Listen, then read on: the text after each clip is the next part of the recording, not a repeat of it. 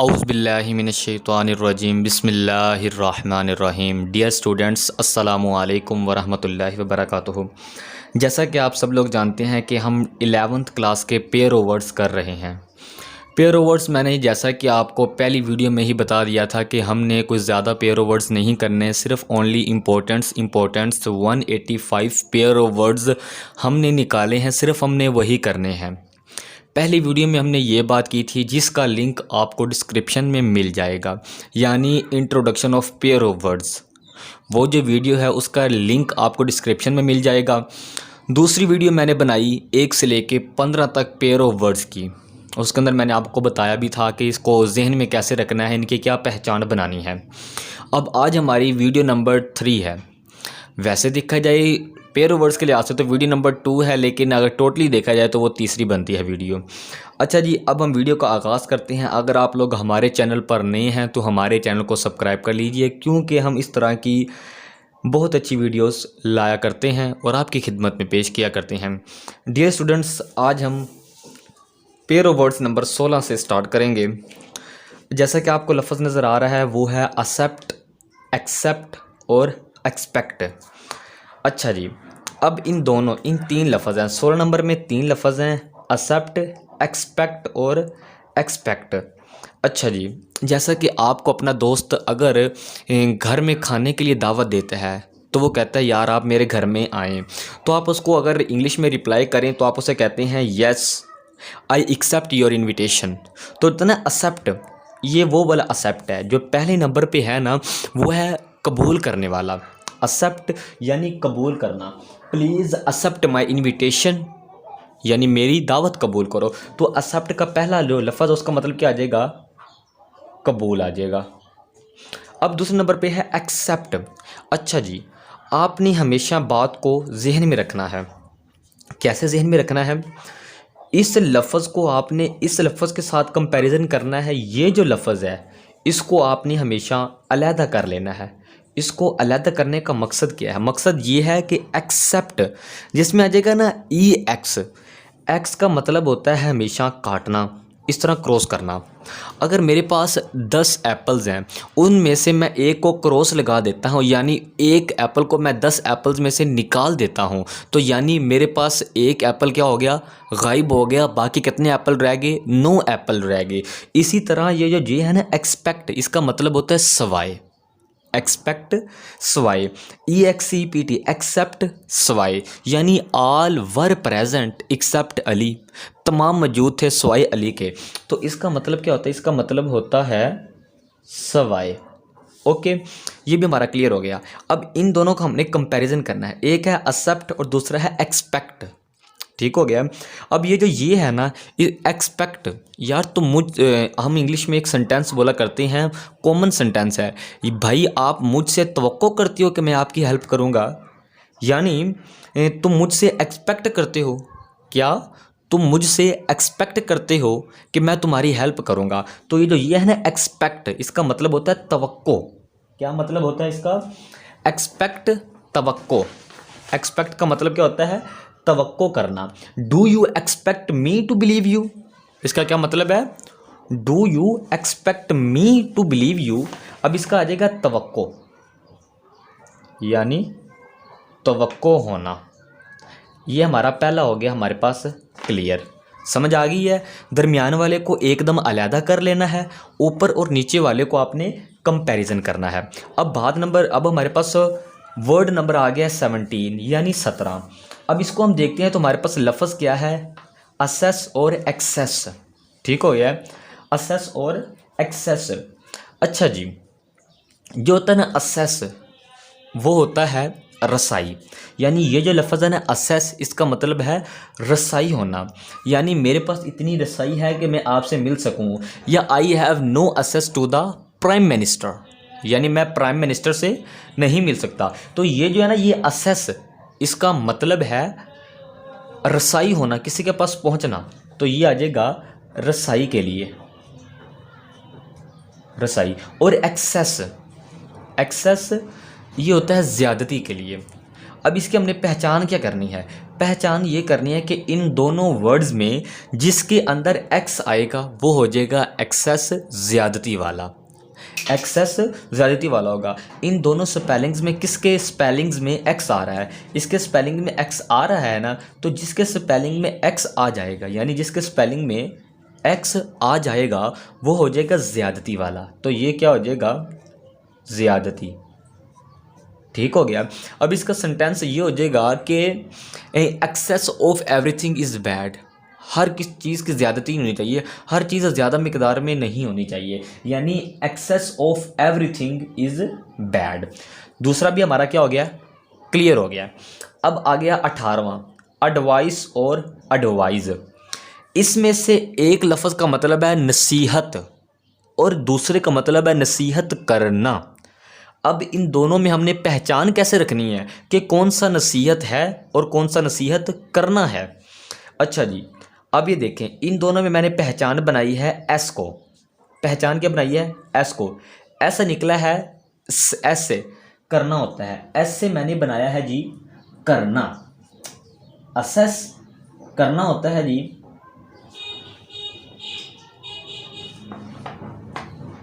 نصیحت کرنا، ایس سے نصیحت کرنا۔ اب ہمارے پاس آ گیا ہے ٹاپک نمبر اب ہمارے پاس آ گیا ہے ورڈ نمبر 18، ایڈوائس اور ایڈوائز۔ ان دونوں میں سے ایک کا مطلب ہے نصیحت، دوسرے کا مطلب ہے نصیحت کرنا۔ اب ہمیں کیسے پتہ چلے گا کہ دونوں میں سے کس کا مطلب نصیحت اور کس کا مطلب نصیحت کرنا ہے؟ تو میں نے ان دونوں میں سے جو لفظ، جو ورڈ کو پہچان بنایا ہے وہ ایس ہے، یعنی جس ورڈ میں ایس آئے گا اس کا مطلب ہوگا نصیحت کرنا۔ ایس سے آتا ہے، ایس جو ہوتا ہے نا ایس، ایڈوائز، ایڈوائز ایس۔ اب دیکھو، میں تمہیں یہ کہہ رہا ہوں کہ تم یہ کام کرو، تم یہ کام کرو، ایڈوائس کیا آ رہا ہے؟ ایڈوائس آ رہا ہے۔ تو جس میں ایس آئے گا اس کا مطلب ہوگا نصیحت، نصیحت کرنا، اور یہ ہو جائے گا نصیحت۔ ایک ہو جائے گا نصیحت کرنا اور دوسرا ہو جائے گا نصیحت۔ ہمارے پاس 18واں بھی کمپلیٹ ہو گیا۔ اب ہے جی 19واں، افیکٹ اور ایفیکٹ۔ کیا ہے ہمارے پاس؟ ایک ہے افیکٹ اور دوسرا ہے ایفیکٹ۔ ان دونوں میں سے ایک کا مطلب ہے اثر کرنا اور ایک کا مطلب ہے اثر۔ ایک کا مطلب ہے اثر کرنا اور دوسرے کا مطلب ہے اثر۔ اگر آپ دیکھیں یہاں سے یہاں تک ان دونوں کے سپیلنگ کیا ہیں؟ سیم ہے۔ ان دونوں کے سپیلنگز کیا ہیں؟ سیم ہے۔ اگر فرق آ رہا ہے تو وہ اے اور ای میں آ رہا ہے۔ اگر ہم الفابیٹکس کے لیول کے حساب سے دیکھیں تو پہلے کیا آتا ہے؟ پہلے ہمارے پاس آتا ہے اے۔ پہلے ہمارے پاس کیا آتا ہے؟ اے آتا ہے، یعنی اے بڑا ہے۔ آپ کو پتہ ہے جو گھر میں سب سے بڑا ہوتا ہے تو اسے بھی کام بھی زیادہ کرنے پڑتے ہیں، یعنی جو اے ہے اسے کام بھی زیادہ کرنے پڑیں گے۔ اگر یہ اثر ہے تو اسے اثر کرنا ہے، سمجھ آئی کہ نہیں؟ یعنی یہ الفابیٹک کے لیول کے لحاظ سے یہ بڑا ہے تو اس لیے ہم اسے کر دیں گے افیکٹ، تو یہ ہو جائے گا اثر کرنا، اور یہ ہو جائے گا ایفیکٹ اثر۔ کتنا ایزیلی آپ اس کو ذہن میں بٹھا سکتے ہیں۔ یہ ہو جائے گا ایفیکٹ اثر کرنا اور یہ ہو جائے گا ایفیکٹ اثر۔ سمجھ آ گئی ہے؟ 19واں بھی ہمارے پاس کلیئر ہو چکا ہے۔ اب ہمارے پاس رہتا ہے 20واں، اسنٹ اور اسنٹ۔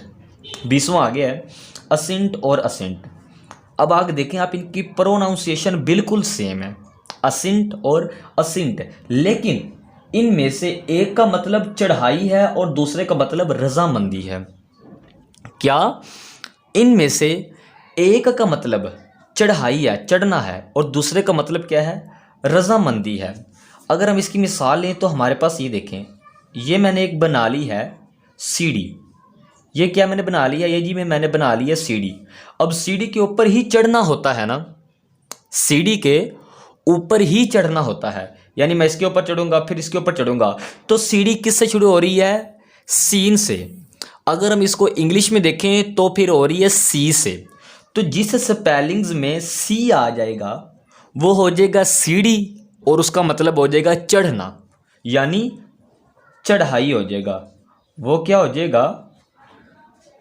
चढ़ाई हो जाएगा। ये हमारे पास क्या हो गया, चढ़ाई हो गया। और ये हमारे पास हो जाएगा असेंट रजामंदी। क्या हो जाएगा, असेंट रजामंदी। ये हमारे पास 20वां भी क्लियर हो गया। अब हमारे पास आ गया है 21वां, अडोप्ट, अडेप्ट और अडिप्ट। अच्छा जी, अगर आप देखें तो इनकी प्रोनाउंसिएशन चेंज है। इनकी प्रोनाउंसिएशन क्या है, चेंज है। वो कैसे, अडोप्ट, अडेप्ट, अडिप्ट। अच्छा जी, जो होता है ना अडोप्ट, इसका मतलब होता है गोद लेना। अडोप्ट, गोद लेना। अगर हम वैसे पहचान बनाएं तो ये किस शेप में आ रहा है, ये ओ शेप में आ रहा है, ओ शेप में।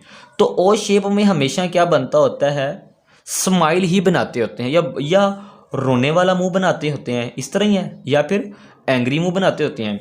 तो इसमें ओ आ रहा है, तो ओ यानी शो कर रहा है स्माइल को, तो इसलिए हम ओ को इलामत लिया गया है बेबी के लिए। ठीक हो गया है। तो अडोप्ट, गोद लेना, यानी the child less pair adopt N orphan. तो ये क्या हो जाएगा, अडोप्ट, गोद लेना। क्या हो जाएगा, गोद लेना। अब उसके बाद है अडेप्ट और अडिप्ट। जो होता है अडेप्ट और एडिप्ट, इन दोनों में एक का मतलब है ढालना और एक का मतलब है माहिर। एक का मतलब क्या है, ढालना, और एक का मतलब है माहिर। अच्छा जी, इन दोनों को स्पेलिंग्स में देखें तो सिर्फ ए और ई का फर्क आ रहा है। इन दोनों में एक का मतलब माहिर है और एक का मतलब है ढालना। एक का मतलब है ढालना। तो अडेप्ट और इडिप्ट, जो होता है ना अडेप्ट, इसका मतलब होता है ढालना। अडेप्ट का मतलब क्या हो जाएगा, ढालना, ढालना। और अडिप्ट इसका मतलब हो जाएगा माहिर। अडेप्ट, ढालना, अडिप्ट, माहिर। ये भी हमारा क्लियर हो गया। अब हमारा आ गया आउट, आउट। अगर हम इनकी प्रोनाउंसिएशन देखें तो दोनों वर्ड क्या हैं, सेम है, आउट, आउट। लेकिन इनमें से एक है चाहिए। एक का लफ्जी मतलब क्या है, एक का लफ्जी मतलब है चाहिए और दूसरे का है कुछ भी। अब इनकी हमने वजाहत कैसे करनी है, अब ये देखें। अगर हम एक मैच खेल रहे हैं तो जो कैप्टन होता है ना, जब हमारी बॉलिंग की बारी आती है तो हमारा कैप्टन कहता है कि जो सामने ये बैट्समैन है ना, मुझे ये आउट चाहिए। क्या, आउट चाहिए। तो आउट के स्पेलिंग क्या होते हैं, ओ यू टी, आउट। आउट चाहिए, तो फिर ये भी ओ है, ये भी ओ है। तो जिसमें ओ होगा ना, उसको हम जहन में बिठाएंगे आउट से, और मुझे ये आउट चाहिए, तो इसका मतलब क्या हो जाएगा, चाहिए। ठीक हो गया, इसका मतलब भी क्या हो जाएगा, चाहिए। और फिर ये क्या रह जाएगा, आउट, यानी एक ही रह गया है, तो इसका क्या आ जाएगा, कुछ भी आ जाएगा। इसका लफ्जी मतलब ही कुछ भी है। फॉर आउट आई नाउ, कुछ भी हो मैं जानता हूं, और आउट इसका मतलब है चाहिए। ठीक हो गया। एक है एब्सटेन और दूसरा है रेफ्रेन। एब्सटेन और रेफ्रेन, इन दोनों में से एक का मतलब है परहेज होना या परहेज करना, और दूसरे का मतलब है बाज आ जाना। अच्छा जी, अगर हम एक चीज़ की आदत बना लेते हैं, जैसे स्मोकिंग की आदत हो जाती है, अल्लाह ना करे अगर किसी स्टूडेंट को या किसी भी शख्स को स्मोकिंग की आदत हो जाती है, तो वो आदत को एकदम रोका नहीं जा सकता, उसको आहिस्ता आहिस्ता कम किया जाता है। यानी स्मोकिंग पीने से हमें आहिस्ता आहिस्ता उस शख्स को परहेज़ करना पड़ता है। तो अब वो वाला परहेज़ है। तो इन दोनों में जो है ना एब्सटेन, वो है परहेज़, यानी ये क्या है, परहेज़। और ये रेफ्रेन है, इसका मतलब होता है बाज आ जाना या बाज रहना। ठीक हो गया। एब्सटेन परहेज, रेफ्रेन बाज रहना, बाज आ जाना। 23 भी क्लियर हो गया, 22 भी क्लियर हो गया। अब आ गया असिड और एक्सिड, और एक है कंसिड। ये हमारे पास है 24 पे। पहला क्या है, असिड, दूसरा एक्सिड और तीसरा है कंसिड। अब इन तीनों के अगर हम मायने देखें ना, तो एक है रजामंदी, तो इनमें से एक होगा बढ़ाना और एक होगा तस्लीम करना। अच्छा जी, इन दोनों में से अगर मैं आपको पहले बताऊं बढ़ने की इंग्लिश, क्या होगा, बढ़ना। ठीक हो गया। तो अगर हम देखें तो میں نے آپ کو پہلے بھی بتایا تھا پچھلی ویڈیو میں کہ ہم ایک ورڈ کر رہے تھے ویک، WEE کے ویک، اور ایک تھا WEA کے ویک۔ اس میں نے ایک سنٹینس بولا تھا، اگر آپ کو یاد ہو وہ میں نے کہا تھا EE can not be weak. کیا میں نے کہا تھا؟ EE، جو EE ہوتا ہے نا وہ کین ناٹ بی ویک، یعنی وہ کمزور نہیں ہوتا۔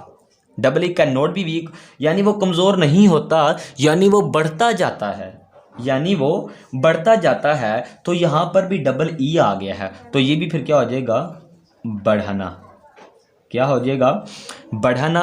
EE can not be weak, میں لکھ رہا ہوں sentence, EE can not be weak, can not be weak. EE کمزور نہیں ہوتا، EE کمزور نہیں ہوتا، یعنی وہ بڑھتا ہی رہتا ہے۔ تو EE آ گیا تو یہ ہو جائے گا بڑھنا۔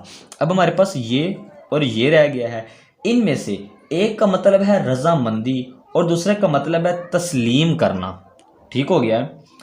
اسیڈ رضامندی، اسیڈ کیا ہوتا ہے؟ رضامندی، اور کنسیڈ تسلیم کرنا۔ تو اسیڈ جو ہے نا، یہ والا اسیڈ، اس کا مطلب ہے رضامندی۔ اسیڈ یہ اس کا مطلب ہے رضامندی، رضامندی، اور یہ کنسیڈ اس کا مطلب ہے تسلیم کرنا، تسلیم کرنا۔ اگر 3 ورڈ ہوں اور ان میں سے آپ کو اگر ایک کی پہچان ہو جائے کہ اس کا لفظی مطلب کیا ہے، تو 2 کو نکالنے میں آپ کو ہیلپ ہو جائے گی۔ کیا؟ 2 کو نکالنے میں آپ کی ہیلپ ہو جائے گی، 2 کو نکالنے میں آپ کی ہیلپ ہو جائے گی۔ میں آپ کو پھر بتاتا ہوں، جو اسیڈ ہے رضامندی ہو جائے گا، اور کنسیڈ اس کا مطلب ہو جائے گا تسلیم کرنا۔ اس کا مطلب کیا ہو جائے گا؟ تسلیم کرنا۔ ایسڈ رضامندی اور ایکسیڈ بڑھنا، کنسیڈ تسلیم کرنا۔ یہ ہمارے پاس کلیئر ہو گیا ہے۔ اب ہم آگے جاتے ہیں۔ آگے ہمارے پاس ہے 25 پہ افیکشن اور افیکولیشن۔ اب ان دونوں کی پروناؤنسیشن ہی بالکل چینج ہے، افیکشن اور افیکولیشن۔ تو جو ہوتا ہے نا افیکشن، اس کا مطلب ہوتا ہے پیار۔ افیکشن پیار، یعنی I can never forget the affection of my mother. Affection پیار ہو جائے گا۔ اب اس کے بعد افیکولیشن کیا ہو جائے گا؟ افیکولیشن اس کا مطلب ہوتا ہے دکھاوا۔ افیکولیشن دکھاوا، افیکشن پیار، افیکولیشن دکھاوا۔ یہ بھی آپ کا کلیئر ہو گیا ہے۔ اب یہ آ گیا ہے 3، یہ آ گیا ہے 3۔ ان میں سے یہ ہے ایووکیشن، یہ ہے ووکیشن، اور یہ ہے ویکیشن۔ ٹھیک ہو گیا ہے؟ آپ نے پہچان رکھنی ہے، جس میں EA آئے گا اس میں ڈبل خوشی آئے گی، یعنی وہ ہو جائے گا چھٹیوں والا۔ ٹھیک ہو گیا؟ جس میں AA آئے گا، AA وہ کیا ہو جائے گا؟ خوشیاں والا ہو جائے گا۔ کیا ہو جائے گا؟ خوشیاں۔ یعنی جس ویکیشن میں AA آ جائے گا تو وہ ہو جائے گا چھٹیوں والا ہو جائے گا، یعنی اس میں کیا ہو رہا ہے؟ خوشی ہو رہی ہے، تو پھر ظاہری بات اس میں کیا ہو جائے گا؟ ہاں، تو چھٹیاں ہو جائیں گی۔ ٹھیک ہو گئی؟ یہ ہو جائے گا چھٹیوں والا۔ اب یہ رہ گئی ہیں 2، ووکیشن اور ایووکیشن۔ ٹھیک ہو گیا؟ اب ایووکیشن کا مطلب ہوتا ہے مشغلہ، مشغلہ۔ اس کا میں آپ کو سنٹینس بناؤں گا تو اس کو ساری آپ کو سمجھ آ جائے گی۔ مشغلہ یعنی I am a student but painting از مائی ایووکیشن، لیکن پینٹنگ میرا مشغلہ ہے۔ اب اس کے بعد آ جائے گا ووکیشن، اس کا مطلب ہوتا ہے پیشہ۔ ووکیشن پیشہ۔ ووکیشن پیشہ کیسے ہوتا ہے؟ دی teaching is a vocation, respectable vocation. کیا؟ Teaching is a respectable vocation, استاد بننا ایک قابل احترام پیشہ ہے۔ یہ ہمارا 26 پہ بھی کلیئر ہو گیا ہے، 26 پہ بھی یہ کلیئر ہو گیا ہے، 26 پہ بھی یہ کلیئر ہو گیا ہے۔ اب ہمارے پاس ہے 27 پہ ایڈیشن اور ایڈیشن۔ اچھا جی، آپ نے چھوٹی جماعتوں میں پڑھا ہے، یہ پلس ہوتا ہے، اس کو کہتے ہیں ایڈ کرنا۔ تو جس میں EE آئے گا نا، وہ ہو جائے گا جمع کرنے والا، یعنی وہ کیا ہو جائے گا؟ وہ ہمارے پاس ہو جائے گا جمع کرنے والا، ایڈیشن۔ ہاں، تو اگر ہم جمع کریں گے تو ظاہری بات اس میں کیا ہو جائے گا؟ اضافہ ہو جائے گا۔ تو یہ ہے نا ایڈیشن، اس کا مطلب ہے اضافہ۔ एडिशन इजाफा, और एक है एडिशन, इसका मतलब होता है अशाअत यानी छापना, अशाअत। ठीक हो गया, एडिशन इजाफा और ये एडिशन अशाअत। अब उसके बाद हमारे पास रह गया है 28 पे, ये है ऑब्जेक्ट और ऑब्जेक्ट। ये इनकी प्रोनाउंसिएशन ही चेंज है। ऑब्जेक्ट और ऑब्जेक्ट जो होता है ना, ऑब्जेक्ट इसका मतलब होता है मायूसी, क्या, मायूसी, और ऑब्जेक्ट इसका मतलब होता है मकसद। यार तुम्हारा मकसद क्या है, यानी अगर मैं इसका सेंटेंस बनाऊं तो इसका सेंटेंस बनेगा we must explain our object clearly, या फिर you must explain your object clearly. तो ये है ना, ऑब्जेक्ट मकसद के लिए ही यूज़ होता है। अब एंड पे 2 रह गए हैं, ये बहुत ही इजी हैं, अल्टर और अल्टिर। ये हमने 10th क्लास में भी पढ़े थे। अल्टर और अल्टिर जो होता है ना, अल्टर वो होता है कुर्बान गाह। अब एक आदमी है, वो देखो MAN मैन, ए आ गया है और ये भी क्या है, ए है। अच्छा जी, जो गाजी होता है वो एक आदमी हो सकता है, तो मैन MAN आ जाएगा, यानी गाजी के लिए हम इस्तेमाल कर लेंगे। तो गाजी कहाँ पे जाता है, कुर्बान गाह में। गाजी कहाँ पर जाता है, गाजी जाता है कुर्बान गाह में। तो फिर अल्टर कुर्बान गाह आ जाएगा, क्या आ जाएगा, कुर्बान गाह। अगर मैं इसका सेंटेंस बनाऊं, यानी कि हर गाजी went to be alter, her गाजी वेंट टू बी अल्टर, और अल्टर इसका मतलब होता है बदलना। अल्टर बदलना, तब्दील करना, क्या, बदलना तब्दील करना, ये हो जाता है ये। आखिरी रह गया है 30 पे, वो है आर्टिस्ट और आर्टिस्ट। इन दोनों में सिर्फ ई का फ़र्क है, इन दोनों में सिर्फ क्या है, ई का फ़र्क है। तो एक है आर्टिस्ट, इसका मतलब होता है फ़नकार, क्या, फ़नकार, और दूसरा आर्टिस्ट होता है, इसका मतलब होता है मापने वाला, क्या, मापने वाला। आर्टिस्ट फ़नकार और आर्टिस्ट मापने वाला। आई होप कि आपको हमारी वीडियो समझ आ गई होगी। अगर आप अभी तक हमारी वीडियो को देख रहे हैं, इसका मतलब ये है कि हमारी वीडियो आपको अच्छी लगी है। अगर आपको हमारी वीडियो अच्छी लगी है तो काइंडली आप हमारी वीडियो को लाइक कीजिए, क्योंकि अगर आप लाइक करते हैं तो हमारी मेहनत का हमें फल मिलता है। अगर आप लोगों को ऐसी और वीडियो देखने का शौक़ है, और अगर आप पढ़ाई के रिलेटेड न्यूज़ और इस तरह की वीडियोस को देखना चाहते हैं, तो जल्दी से हमारे चैनल को सब्सक्राइब कर लीजिए और साथ लगे घंटी के बटन को प्रेस करके ऑल पर सिलेक्ट कर लीजिए। वीडियो को क्लिक करने के लिए बहुत शुक्रिया। अपना बहुत सा ख्याल रखिएगा, दुआओं में हमें याद रखिएगा। अल्लाह हाफिज़।